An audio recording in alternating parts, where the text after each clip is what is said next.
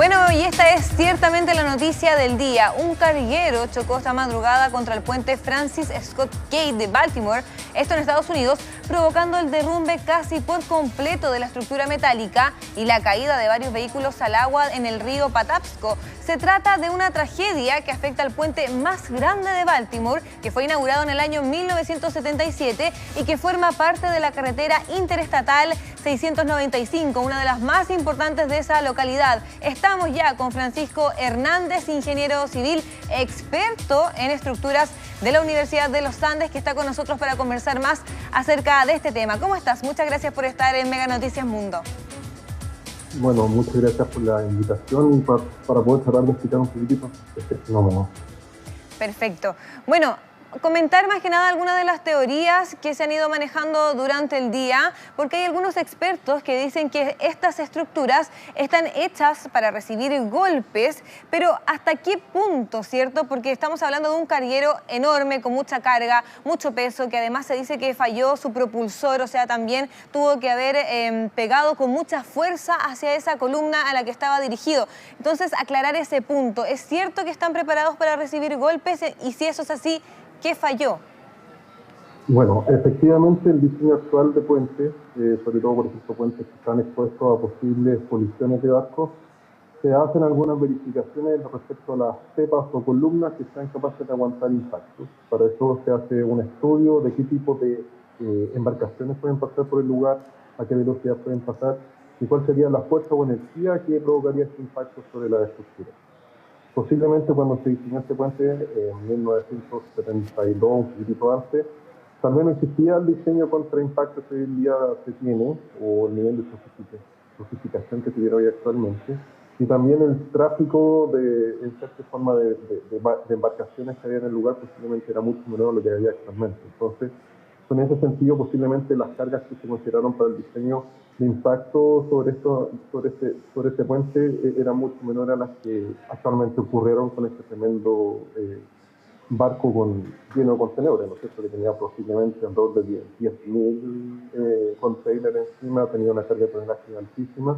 Obviamente se les fue de control y impactaron directamente sobre la cepa del puente. Claro, por lo demás, algo que mencionábamos en el principio de la entrevista, este era un puente que tenía casi 50 años, en el 2027 cumple 50 años y algunos apuntan a que eso podría haber afectado a la estabilidad de la estructura. ¿Es tan así? También otros dicen que no tiene absolutamente nada que ver, que 50 años es poco para este tipo de estructura. ¿Cuánta es la vida útil de estos puentes? Mira, si bien es cierto que todo tipo de estructuras sufren algún cierto nivel de degradación con el tiempo, las estructuras de puentes generalmente tienen una mantención y además son diseñadas con un cierto margen de seguridad que se piensa en una vida útil de alrededor de 200 años. ¿Okay? Así que todavía está dentro de la vida útil normal de este tipo de estructuras, sobre todo siendo una estructura de esta envergadura que tenía más de 2.600 metros de largo, y por lo tanto posiblemente está sobrediseñada en general para poder resistir más de 50 años de vida útil. Perfecto, pero ¿cómo es posible entonces que este carguero haya golpeado justo esa columna que podría hacer colapsar el puente? ¿Es tan así o si el carguero quizás hubiese pegado en otro punto del puente, hubiese sucedido lo mismo? ¿Fue que justamente era el lugar preciso o quizás en cualquier parte que se hubiese producido el golpe, el final hubiese sido el mismo? ¿Qué crees tú? Es que justamente si tú te das cuenta, la bahía tiene una altura para que pasen barcos de esta envergadura, Sí. porque es por debajo del tablero del puente. Y justamente lo que las autoridades marítimas del lugar son los que llevan estas embarcaciones para que pasen en forma controlada y a baja velocidad bajo el puente. Pero bajo algunas circunstancias que son fuera de control, de cierta forma puede ser que el barco salga de control e impacte la estructura. Pero la idea es que bajo condiciones normales el barco puede pasar con tranquilidad bajo el puente sin que se genere un impacto. Ya han pasado miles o decenas de miles de barcos bajo el puente sin que se genere un impacto, pero esta vez se generó obviamente un impacto mayor que generó el colapso de la estructura y las fatalidades que nosotros vimos. Sí, y considerando también la importancia de este puente, sabemos que ahí hay mucho tráfico, es la principal conexión que tiene la gente de ese lugar, de Baltimore específicamente. ¿Cuánto crees tú, según tu expertise, que podría demorar la reconstrucción de este puente? ¿Crees también que se reconstruya? Porque quizás el daño es tan grande que es mejor dejar todo como está. Es que para el nivel de tráfico que tiene este puente, que son creo que 11 millones de vehículos que pasan al año, posiblemente se requiere hacer una construcción de esta envergadura.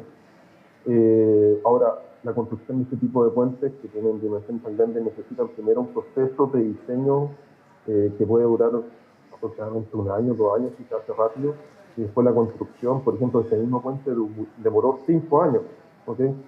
El puente de Canal de Chacao hoy en día lleva aproximadamente como 4 o 5 años de construcción, y se espera que sean 1, 2 o incluso 5 años más de construcción.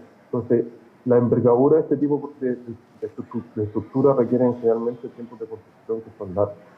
Y obviamente se tiene que buscar algún tipo de solución alternativa en el proceso para que se pueda asistir lo que es el transporte de personas que generalmente se generan en el lugar. Y en esta misma reconstrucción, ¿habrá algún punto quizás que se pueda mejorar para asegurarse que en el futuro no sucedan accidentes como estos? Sí, claro, se puede tratar de asegurar que los vanos sean más largos del puente, es decir, que las distancias entre los pilares sean más largas. Para eso se podrían utilizar, por ejemplo, puentes colgantes o puentes atiranzados. Adicionalmente, se puede generar que el puente sea más alto para tratar de reducir la posibilidad de colisiones de barcos de menores alturas. Perfecto. Francisco Hernández, muchas gracias por estar con nosotros en Mega Noticias Mundo. Que te vaya muy bien. Muchas gracias, que te vaya muy bien también.